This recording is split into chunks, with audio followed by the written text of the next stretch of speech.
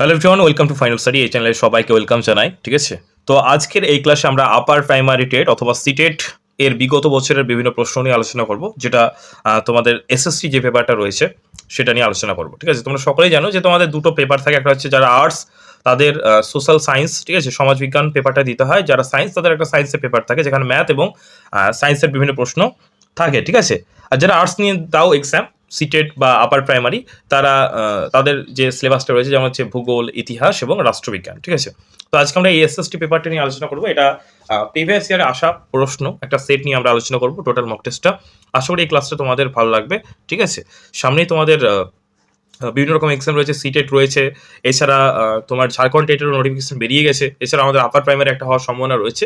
তো যারা যারা প্রিপারেশন নিচ্ছে অবশ্যই এই চ্যানেল থেকে নিতে পারো, অবশ্যই চ্যানেলটিকে সাবস্ক্রাইব করে নেবে। ঠিক আছে, আর যদি কেউ primary TET, upper primary TET পরীক্ষার জন্য প্রস্তুতি নিতে চাও, মক টেস্ট নিতে চাও, নোটস নিতে চাও, ঠিক আছে, অনলাইনে প্রিপারেশন নিতে চাও, তারা ডিসক্রিপশন বক্সে দেখবে একটা লিঙ্ক আছে, সেই গ্রুপে যুক্ত হয়ে যাও অথবা স্ক্রিনে দেওয়া নাম্বারে কোনো নাম্বার তোমরা যোগাযোগ করে নিতে পারো। ঠিক আছে, তোমার জন্য মক টেস্ট থেকে শুরু করে নোটস থেকে সমস্ত কিছু আমাদের রয়েছে, তোমরা চাইলে পারচেস করতে পারো। ঠিক আছে, তো চলো শুরু করছি আজকের ক্লাস। আজকের ক্লাসে প্রথম প্রশ্ন দেখো, স্ক্রিনে দেখতে পাচ্ছ আশা করি। প্রথম প্রশ্ন দেখো, আপার প্রাইমারি মক টেস্ট বিগত বছর প্রশ্ন। প্রথম প্রশ্ন ইতিহাস থেকে একটা প্রশ্ন। সিন্ধু সভ্যতার প্রধান বৈশিষ্ট্য কী ছিল? ইন্ডাস সিভিলাইজেশন বা ইন্ডাস ভ্যালি সিভিলাইজেশনের প্রথম প্রধান বৈশিষ্ট্য কী ছিল? দেখো, আমরা প্রত্যেকটা অপশন দেখবো এবং যেটা সঠিক উত্তর সেটা নির্বাচন করবো। তোমরা সকলেই কিন্তু কমেন্ট বক্সে অ্যান্সার করো। ঠিক আছে, কমেন্টে তোমরা অ্যান্সার করে জানাও যেটার উত্তর কী হবে এবং আমার বলা উত্তরের সাথে মিলিয়ে নাও। তো এই 1 নম্বর যে প্রশ্নটা দেখো, অপশনগুলো কি আছে? অপশন এ গ্রামীণ অর্থনীতি, অপশন বি হচ্ছে উন্নত নগর পরিকল্পনা, অপশন সি হচ্ছে লৌহ অস্ত্রের ব্যাপক ব্যবহার, অপশন ডি হচ্ছে ঘোড়ার ব্যবহার। তো আমরা জানি কি, সিন্ধু সভ্যতা তার যে সুপরিকল্পিত নগর প্রণালী ব্যবস্থা, সেখানে আমরা বিভিন্ন রকম উন্নত যে ড্রেনেজ সিস্টেম সেটা দেখতে পাই। এছাড়াও পোড়ামাটির যে ইটের ব্যবহার সেখানে কিন্তু বিখ্যাত ছিল। এছাড়াও এটি ছিল হচ্ছে ব্রোঞ্জের যুগের সভ্যতা, তাই না? তাই তারা লোহার ব্যবহার কিন্তু জানতো না এবং ঘোড়ার ব্যবহার কিন্তু খুব একটা প্রচলিত ছিল না। তাহলে আমরা কি পেলাম এখানে? আমরা কি পেলাম এখানে? কিন্তু উন্নত নগর পরিকল্পনা ছিল, মানে যে নগরগুলোকে খুব সুন্দরভাবে বাড়িঘরগুলো সুসজ্জিত অবস্থায় থাকতো। ঠিক আছে, তাহলে এখানে আমরা উন্নত নগর পরিকল্পনা কিন্তু দেখতে পাই। তাহলে এটা একটা বৈশিষ্ট্য হচ্ছে, অপশন বি হয়ে যাবে এই প্রশ্নের সঠিক উত্তর। অপশন বি হবে সঠিক উত্তর। যারা যারা অপশন বি করেছো তারা সকলে কিন্তু সঠিক উত্তর করেছো। ঠিক আছে, এবং গ্রামীণ অর্থনীতি এটা হবে না, এবং তোমার ঘোড়ার ব্যবহার সেখানে দেখা যেত না, লৌহ অস্ত্রের সেখানে কিন্তু ব্যবহার দেখা যেত, কারণ সেটার সময় ব্রোঞ্জের ব্যবহার কিন্তু সেই সময় শুরু হয়েছিল। ঠিক আছে, তাহলে অপশন বি হয়ে গেল এই প্রশ্নের সঠিক উত্তর। ঠিক আছে, এবং লাস্টে কত মার্ক করতে পারছো সেটা কিন্তু তোমরা কমেন্ট করে জানাবে। ঠিক আছে, নেক্সট দেখো, 2 নম্বর প্রশ্ন। তোমরা আগে কমেন্ট বক্সে উত্তর দাও। ঠিক আছে, অপশন নাম্বার দাও 2, দিয়ে 2 এর অ্যান্সারটা তোমরা কমেন্ট করে জানাও। দেখো, 2 নম্বর প্রশ্ন বলছে ত্রিপিটক কোন ধর্মের পবিত্র গ্রন্থ? আশা করি সকলে এই প্রশ্নের উত্তর দিতে পারবে যে প্রত্যেকটা ধর্মের একটা করে কিন্তু পবিত্র গ্রন্থ রয়েছে। ঠিক আছে, যেমন হিন্দুদের কি রয়েছে? হিন্দুদের রয়েছে গীতা, মুসলিমদের রয়েছে বা ইসলাম ধর্মের রয়েছে তোমার হচ্ছে কোরআন। এরকম প্রত্যেকটা ধর্মের কিন্তু এক একটা ধর্মগ্রন্থ রয়েছে। তো ত্রিপিটক কোন ধর্মের পবিত্র গ্রন্থ সেটা জানতে চাওয়া হয়েছে। তো তোমরা কিন্তু কমেন্ট বক্সে সকলেই সঠিক উত্তর কমেন্ট করে জানাবে। ঠিক আছে, আশা করি সকলেই অ্যান্সার দিয়ে দিয়েছো। তো আমরা সকলে জানি যে ত্রিপিটক হচ্ছে বৌদ্ধ ধর্মের পবিত্র গ্রন্থ বলতে পারো। ঠিক আছে, বৌদ্ধ ধর্মের যারা যারা বৌদ্ধ ধর্ম করেছে তারা সকলে কিন্তু সঠিক উত্তর করেছো। সঠিক উত্তর কি হবে এই প্রশ্নের? সঠিক উত্তর হবে অপশন বি, বৌদ্ধ ধর্ম। ঠিক আছে, তাহলে ত্রিপিটক কি? ত্রিপিটক হচ্ছে বৌদ্ধ ধর্মের প্রধান যে ধর্মগ্রন্থ। এটি কোন ভাষায় রচিত? এটা হচ্ছে তোমার পালি ভাষায় রচিত। এটা অনেক সময় পরীক্ষায় দেয়, ডাব্লিউবিসিএস অনেকবার দিয়েছে প্রশ্নটা। ঠিক আছে, পালি ভাষায় রচিত। তাহলে কোন ভাষায় রচিত? পালি ভাষায় রচিত।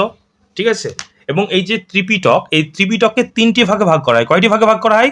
3টি ভাগে ভাগ করা হয়। ঠিক আছে, একটা হচ্ছে তোমার হচ্ছে বিনয় পিটক, আরেকটা হচ্ছে সুত্ত পিটক, আরেকটা হচ্ছে অভিধম্ম পিটক। তাহলে 3টি ভাগে ভাগ করা। এই যে ত্রিপিটকে এই যে দেখো, মানে হচ্ছে 3, মানে কি?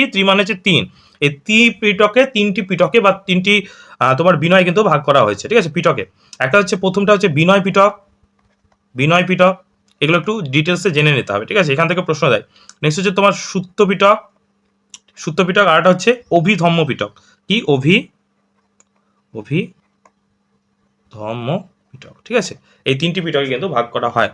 এবং যেখানে বুদ্ধের বাণী এবং বুদ্ধের যে ভিক্ষুকদের যে নিয়ম কানুন, ঠিক আছে, সরি ভিক্ষুক বলছি, বৌদ্ধ যারা ছিল, যারা বুদ্ধের যে অনুগামী, তাদের যে নিয়ম কানুন তাদের কিন্তু লিপিবদ্ধ রয়েছে। ঠিক আছে, এই সমস্ত যে পিটক, যে কিভাবে চলতে হবে প্রত্যেকটা কিন্তু বাণী এবং তার যে নিয়ম কানুন, এগুলো কিন্তু লেখা রয়েছে এই ত্রিপিটকে। ওকে, শিখ ধর্মের তোমরা সকলেই জানো আশা করি। ঠিক আছে, শিখ ধর্মের যে ধর্মগ্রন্থ, ঠিক আছে, শিখ ধর্মের যে ধর্মগ্রন্থ সেটা তোমরা কমেন্ট বক্সে জানাও। এটা আশা করি সকলেই জানো, এটা তোমাদের হোমওয়ার্ক থাকলো। শিখ ধর্মের যে পবিত্র গ্রন্থ সেটা তোমরা কমেন্ট বক্সে জানাও, যে শিখ ধর্মের পবিত্র গ্রন্থের নাম কি, এটা তোমরা কমেন্ট করে জানাবে, ঠিক আছে। এটা তোমাদের হোমওয়ার্ক থাকলো। নেক্সট দেখো, দিন ই ইলাহি কে প্রবর্তন করেন? দিন ই ইলাহি কে প্রবর্তন করেন? এটা মুঘল সাম্রাজ্য বা মুঘল যে আইন তোমরা পড়েছো এই সময়কার একটা প্রশ্ন। দিন ই ইলাহি কে প্রবর্তন করেন? আশা করি সকলে সঠিক উত্তর দিয়ে দিয়েছো তোমরা কমেন্ট বক্সে। তো এটা সঠিক উত্তর হবে আকবর, ঠিক আছে। আকবর কিন্তু এই যে দিন ই ইলাহি প্রবর্তন করেন, ঠিক আছে, তোমরা সকলেই জানো। তো মুঘল সম্রাট আকবর 1582 খ্রিস্টাব্দে এটি দিয়েছিলেন। কত খ্রিস্টাব্দে? 1582 খ্রিস্টাব্দে। কিন্তু এই যে ধর্মমত, এটা কিন্তু একটা ধর্মমত, এটা একটা ধর্ম না, ঠিক আছে, এটা ছিল একটা ধর্মমত, নতুন ধর্মীয় মতাদর্শ। তিনি বিভিন্ন রকম ধর্ম নিয়ে আলোচনা করেন, সেখানে তিনি বিভিন্ন রকম ধর্মে নিয়ে একটা ধর্ম তৈরি করেছিলেন। এটা কোনো নির্দিষ্ট স্বাধীন ধর্ম ছিল না, তার এটা একটা অভিমত ছিল। বিভিন্ন রকম ধর্ম যেমন হিন্দু, ইসলাম, জৈন, খ্রিস্টান, এই ধর্মের যে মূল নীতি এবং ভালো ভালো নীতি, যেটা কিসের কথা বলে? সমন্বয়ের কথা বলে, ঠিক আছে। ধর্ম নিরপেক্ষতাকে এবং সেটাকে সমন্বয়ভাবে এমন একটা ধর্মমত বা নৈতিক সমন্বয় তিনি করেছিলেন। এই ধর্মটার নাম দিয়েছিলেন তিনি দিন ই ইলাহি, ঠিক আছে। এবং প্রথম কে এই ধর্মমত গ্রহণ করেছিলেন? তার যে সেনাপতি ছিল, ঠিক আছে, সরি, তার যে মন্ত্রী ছিল, ঠিক আছে, তিনি কিন্তু বীরবল, তিনি এই যে দিন ই ইলাহি এই মতটি কিন্তু গ্রহণ করেছিলেন, ঠিক আছে, বুঝা গেল। নেক্সট চলো, নেক্সট দেখো 4 নম্বর প্রশ্ন কি বলছে দেখো, ভারতের জাতীয় কংগ্রেস, ইন্ডিয়ান ন্যাশনাল কংগ্রেস প্রথম অধিবেশন কোথায় অনুষ্ঠিত হয়েছিল? Option A Kolkata, option B Bombay বা মুম্বাই, অপশন সি মাদ্রাজ বা চেন্নাই বর্তমান যেটা নাম, অপশন ডি হচ্ছে দিল্লি। সঠিক উত্তর কি হবে কমেন্ট বক্সে তোমরা কমেন্ট করে জানাও। সময় বেশিক্ষণ দেবো না, 5 সেকেন্ড সময়। আশা করি সকলেই কমেন্ট বক্সে উত্তর দিয়ে দিয়েছো। তো এই প্রশ্নের সঠিক উত্তর হবে অপশন বি বোম্বে, বর্তমান যেটা নাম হচ্ছে মুম্বাই, ঠিক আছে। তাহলে ভারতের জাতীয় কংগ্রেসের, ইন্ডিয়ান ন্যাশনাল কংগ্রেসের প্রথম অধিবেশন কোথায় অনুষ্ঠিত হয়েছিল? মুম্বাই। এটা কত সালে হয়েছিল? না 1885 সালে। কত তারিখে? 28শে ডিসেম্বর কিন্তু এটা হয়েছিল। কোথায় হয়েছিল? বোম্বের গোকুলদাস তেজপাল সংস্কৃত কলেজে জাতীয় কংগ্রেসের প্রথম তোমার অধিবেশনটি অনুষ্ঠিত হয়েছিল। এই অধিবেশনে 72 জন কিন্তু প্রতিনিধিত্ব করেছিল। কতজন? 72 জন, এগুলো কিন্তু জেনে রাখতে হবে। এবং এটার সভাপতি কিন্তু পরীক্ষায় দেয়, অনেক পরীক্ষায় দিয়েছে, ঠিক আছে। ভারতের জাতীয় কংগ্রেসের প্রথম অধিবেশনের সভাপতি কে ছিলেন? সঠিক উত্তর হবে ডব্লিউ.সি.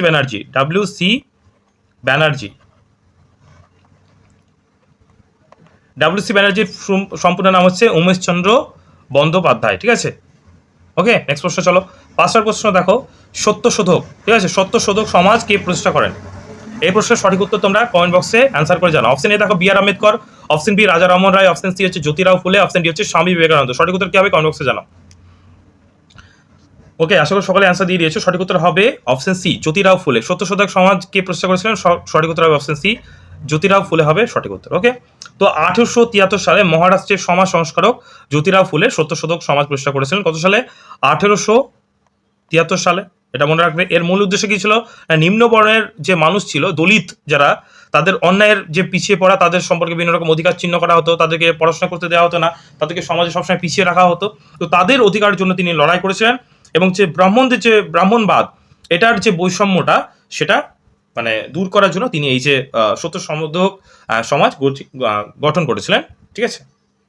নেক্সট প্রশ্ন চলো। 6 নম্বর প্রশ্ন। এবার চলো আমরা ভূগোল পাঠে চলে আসি, তার কারণ সব সাবজেক্টেই প্রশ্ন থাকে, ঠিক আছে। এবার আমরা ভূগোল পাঠের কিছু গুরুত্বপূর্ণ প্রশ্ন যেটা বিগত বছরে এসছে সেগুলো করে নেবো। এটা খুবই একটা ইজি একটা প্রশ্ন। সৌরজগতের কোন গ্রহকে নীল গ্রহ বলা হয়? ব্লু প্ল্যানেট, ঠিক আছে। সকলে জানো, খুব স্পিডে তোমরা কিন্তু অ্যান্সার করবে। ব্লু প্ল্যানেট কাকে বলা হয়? মঙ্গল, পৃথিবী, শুক্র, শনি। তাহলে নীল দেখতে কে? নীল দেখতে একটাই, সেটা হচ্ছে পৃথিবী। এই নীল দেখতে বলা মানে ওর জন্য এটাকে ব্লু প্ল্যানেট বলা হয়। শুধুমাত্র নীল দেখা না, যদি মহাবিশ্ব তোমার বাইরে থেকে দেখো তাহলে চাঁদকে একদম নীল রঙের দেখায়, এর জন্য একটা কারণ হতে পারে। আর একটা হচ্ছে পৃথিবী পৃষ্ঠের 71, ঠিক আছে, 71% কিন্তু জল, 71% কিন্তু জল, ঠিক আছে। 100% যদি আমি ধরি তাহলে 71% জল, বাদ বাকি পার্সেন্ট হচ্ছে স্থলভাগ। আমরা বলি তো 4 ভাগের 3 ভাগ জল আর 1 ভাগ স্থল। এই কারণে কিন্তু পৃথিবীকে নীল গ্রহ নামে ডাকা হয়, তার কারণ বিপুল জলরাশি, ঠিক আছে। এই যে নীল রংটা আমরা দেখি বাইরে থেকে, এটা হচ্ছে টোটালি সমুদ্র বা জলরাশি, এর জন্য কিন্তু বাইরে থেকে নীল গ্রহ বলা হয়। তো মঙ্গলকে কি গ্রহ বলা হয়? এটা তোমরা সকলে জানো, এটাকে বলা হয় রেড প্ল্যানেট বা লাল গ্রহ, রেড প্ল্যানেট, ঠিক আছে। শনিকে বলয় গ্রহ বলা হয়, শুক্রকে বলা হয় টুইন প্ল্যানেট বলা হয়, যমজ গ্রহ বলা হয় পৃথিবীর, মানে একই রকম দেখতে, অনেকটা একই রকম শেপ, ওর জন্য যমজ গ্রহ বলা হয়, ঠিক আছে। সবুজ গ্রহ কাকে বলা হয়? সবুজ গ্রহ বলা হয় ইউরেনাসকে, ঠিক আছে। এগুলো কিন্তু মনে রাখবে। ওকে, নেক্সট চলো, মঙ্গলকে কেন লাল গ্রহ বলা হয়? তার কারণ ওখানে তোমার ফেরাস অক্সাইড থাকে, লোহা থাকে প্রচুর পরিমাণে, ওর জন্য। 7 নম্বর প্রশ্ন, খুব গুরুত্বপূর্ণ একটা প্রশ্ন, কমেন্ট বক্সে অ্যান্সার করো। বায়ুমণ্ডলের কোন স্তরে আবহাওয়ার সমস্ত পরিবর্তন যেমন ঝড়, বৃষ্টি, মেঘ ইত্যাদি কিন্তু ঘটে থাকে?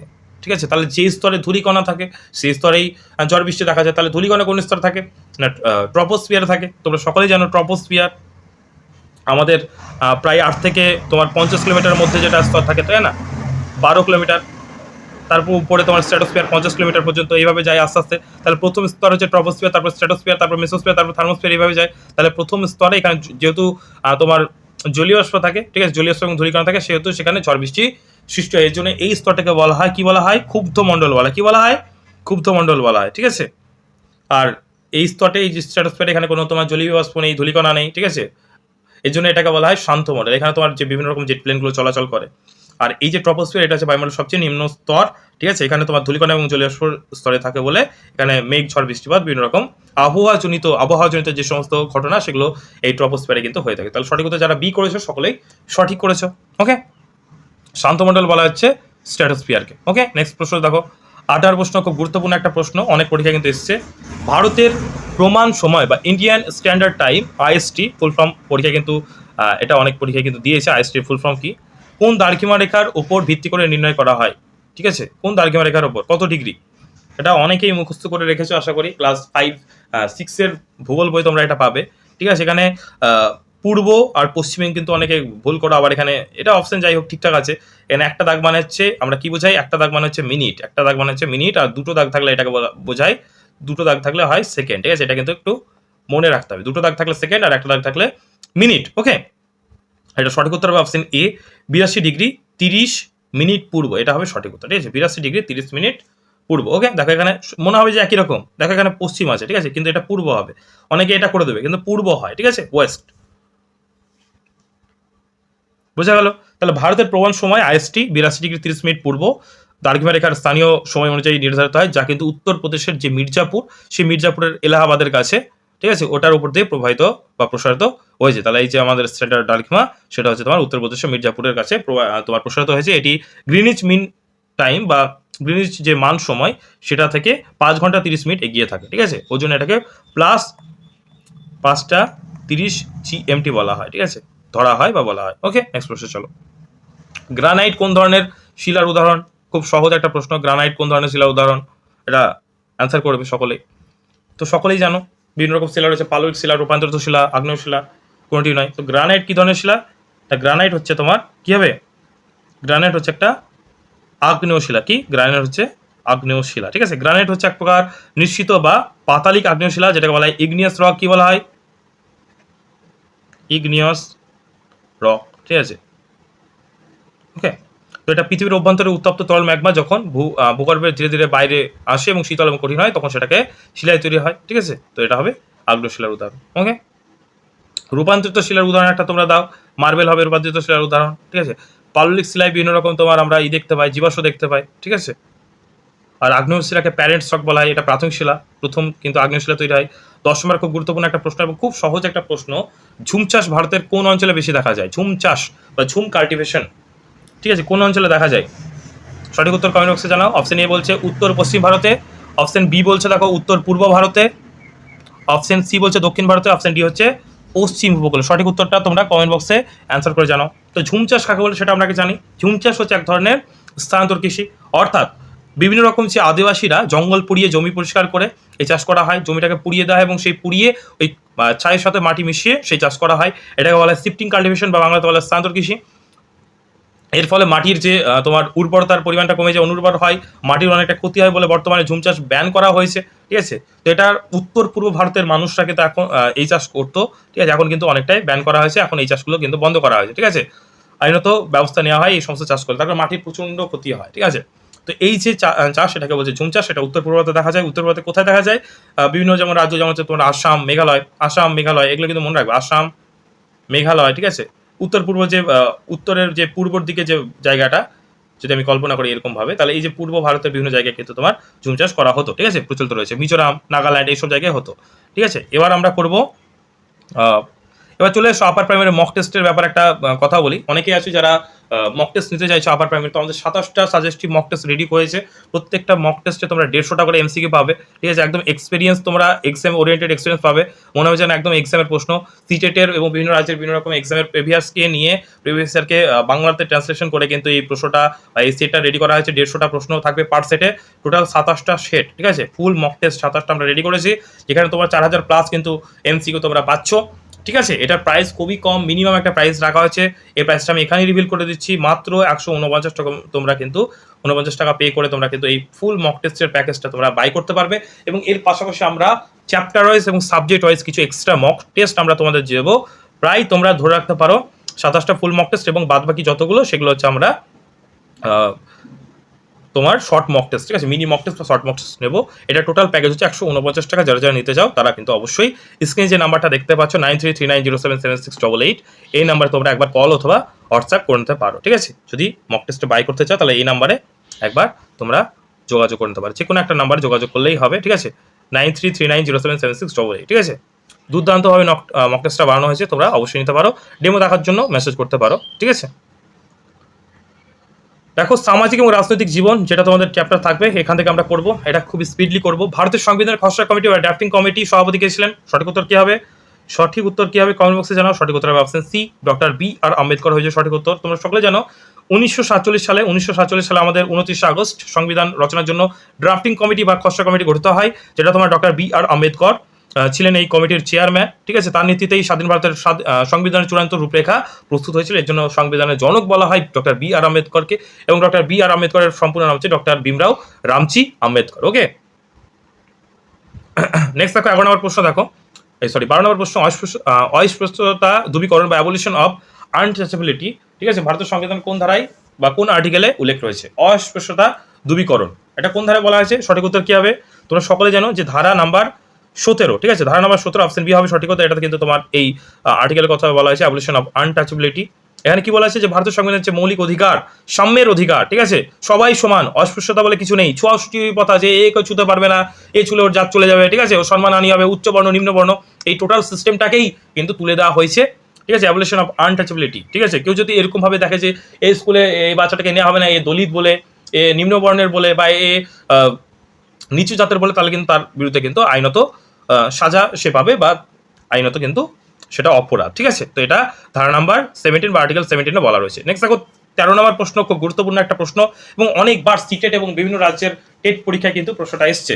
রাজ্যসভার সদস্যদের কার্যকালের মেয়াদ কত? একটা হচ্ছে রাজ্যসভা আর একটা হচ্ছে লোকসভা, ঠিক আছে। দুটো কিন্তু রয়েছে। নিম্ন সভা যেটা হচ্ছে তোমার লোকসভা বলা হয়, ঠিক আছে। উচ্চ কক্ষ আর নিম্ন কক্ষ। তো নিম্ন কক্ষটা হচ্ছে তোমার লোকসভা, আর উচ্চ কক্ষটা হচ্ছে তোমার রাজ্যসভা। তো রাজ্যসভার যে সদস্যরা যারা থাকে তাদের কার্যকালের মেয়াদ কত বছর? তো 5 বছরটা হচ্ছে তোমার লোকসভা, 5 বছর হচ্ছে লোকসভা, ঠিক আছে, লোকসভা। আর হচ্ছে তোমার 6 বছর হয়ে যাবে রাজ্যসভা, ঠিক আছে, রাজ্যসভা বা সভা, ঠিক আছে। ওকে, বোঝা গেল? তাহলে সঠিক উত্তর হবে অপশন সি হবে সঠিক উত্তর। রাজ্যসভা বললে 6 বছর, আর লোকসভা বললে 5 বছর, ঠিক আছে। কাউন্সিল অফ স্টেট যেটাকে বলে, ওকে। এবং এই যে রাজ্যসভা হচ্ছে একটা স্থায়ী কক্ষ, এবং এটা সংসদের উচ্চ কক্ষ, যা কখনো কিন্তু ভেঙে দেওয়া যায় না। তবে এর প্রত্যেক সদস্য 6 বছরের জন্য কিন্তু নির্বাচিত হন, ওকে। প্রত্যেক 2 বছর অন্তর রাজ্যসভায় 1/3 বা 1/3 সদস্য কিন্তু তোমার অবসর গ্রহণ করে, ওকে। 14 নম্বর প্রশ্ন দেখো, পঞ্চায়েতের রাজ ব্যবস্থায় সর্বনিম্ন স্তর কোনটি? পঞ্চায়েতের রাজ ব্যবস্থা সর্বনিম্ন স্তর কোনটি? জেলা পরিষদ, পঞ্চায়েত সমিতি, গ্রাম পঞ্চায়েত না ন্যায় পঞ্চায়েত? তো দেখো ভারতের যে ত্রিস্তরীয় আমাদের যে পঞ্চায়েতের রাজ ব্যবস্থা, সেটা হচ্ছে ত্রিস্তরীয়, ঠিক আছে। 3টি স্তর কিন্তু তোমাদের রয়েছে। সর্বনিম্ন স্তর হচ্ছে তোমার গ্রাম স্তর, যেটা হচ্ছে তোমার গ্রাম পঞ্চায়েত। মধ্যবর্তী স্তর বা যেটাকে বলা হয় ব্লক স্তর, যেটা হচ্ছে তোমার পঞ্চায়েত সমিতি নিয়ে গঠিত। আর সর্বোচ্চ স্তর বা যেটাকে বলা হয় জেলা স্তর, সেটা হচ্ছে জেলা পরিষদ। বলেছে এখানে প্রশ্ন দেখো, বলেছে সর্বনিম্ন স্তর কোনটি? তার সর্বনিম্ন স্তর কোনটি হবে? কোনটি বলো? সঠিক উত্তর হবে অপশন সি, গ্রাম পঞ্চায়েত। তাহলে সিকোয়েন্সটা মনে রাখবে, প্রথম হচ্ছে গ্রাম পঞ্চায়েত, সর্বনিম্ন হচ্ছে গ্রাম পঞ্চায়েত, তারপরে কি, তারপর হচ্ছে পঞ্চায়েত সমিতি, তারপর হচ্ছে কি, তারপর হচ্ছে জেলা পরিষদ। এই সিকোয়েন্সটা কিন্তু মনে রাখবে, ঠিক আছে। যদি বলে সর্বোচ্চ তাহলে হবে জেলা পরিষদ, যদি বলে মধ্যস্থ তাহলে হবে পঞ্চায়েত সমিতি। মনে রাখবে এটা, ঠিক আছে। কনসেপ্ট বুঝলে তোমরা এমনি অ্যান্সার করতে পারো, মুখস্থ করতে গেলেই ফেসে যাবে পরীক্ষায়। 15 নম্বর প্রশ্ন, এবং এই প্রশ্নের আমাদের এই মক টেস্ট সিরিজের লাস্ট প্রশ্ন, এটা আমি অ্যান্সার করে দেবো না, এটা তোমাদের এইচডব্লিউ থাকলো, ঠিক আছে। তোমরা সকলেই কিন্তু কমেন্ট বক্সে কমেন্ট করে জানাবে। হোমওয়ার্ক তোমাদের এটা দিলাম। ভারতের রাষ্ট্রপতিকে তার পদ থেকে অপসারণ আইন পদ্ধতি থেকে কি বলা হয়, মানে কোন পদ্ধতিতে রাষ্ট্রপতিকে বা প্রেসিডেন্টকে অপসারণ করা যায় সেটা কি বলা হয়? ইমপিচমেন্ট বলা হয়, বা রেসিগনেশন বা পদ্ধতি বলা হয়, সাসপেনশন বলা হয়, না অনাস্থা প্রস্তাব বলা হয়, কি বলা হয় সেটা তোমরা অবশ্যই কমেন্ট বক্সে জানাবে, ঠিক আছে? এবং যারা যারা primary TET, upper primary TET বা ঝাড়খণ্ড টেট, সিটেট বিভিন্ন রকম রাজ্যের এক্সামের জন্য প্রিপারেশন নিচ্ছে, তারা আমাদের অনলাইন ব্যাচে যুক্ত হতে পারো। এছাড়াও যদি কেউ ব্যাচে যুক্ত না হতে চাও, তোমরা যদি চাও যে নোটস নিতে চাও, মানে নোটস নেবো, সেটাও তোমরা নিতে পারো। প্রত্যেকটা এক্সামের জন্য upper primary, Jharkhand TET, CTET প্রত্যেকটা এক্সামের জন্য সাবজেক্ট ওয়াইজ কিন্তু আমাদের নোটস রয়েছে।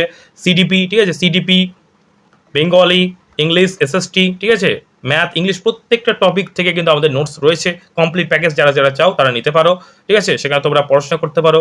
ওই প্যাকেজের মধ্যে তোমরা মক টেস্টটাও পেয়ে যাবে। যারা মক টেস্ট আলাদাভাবে নিতে চাও সেটাও নিতে পারো।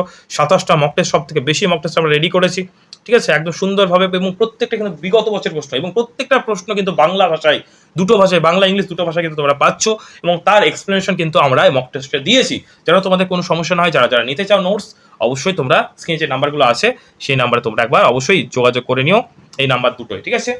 ওকে। এবং হোয়াটসঅ্যাপ গ্রুপ এবং টেলিগ্রাম তোমরা জয়েন হয়ে যাও এই ফ্রি পিডিএফগুলো সবার আগে পাওয়ার জন্য। ভিডিওটা যদি ভালো লাগে অবশ্যই একটা লাইক করে দিও। চ্যানেলে যদি ক্লাসগুলো পছন্দ হয় অবশ্যই জানিও যে এই সিরিজটা দাদা কন্টিনিউ করুন, আমরা অবশ্যই পিওইকুসগুলোকে কভার করবো। থ্যাংক ইউ ভিডিওটা শেষ পর্যন্ত দেখার জন্য। অবশ্যই চ্যানেলটাকে সাবস্ক্রাইব করুন।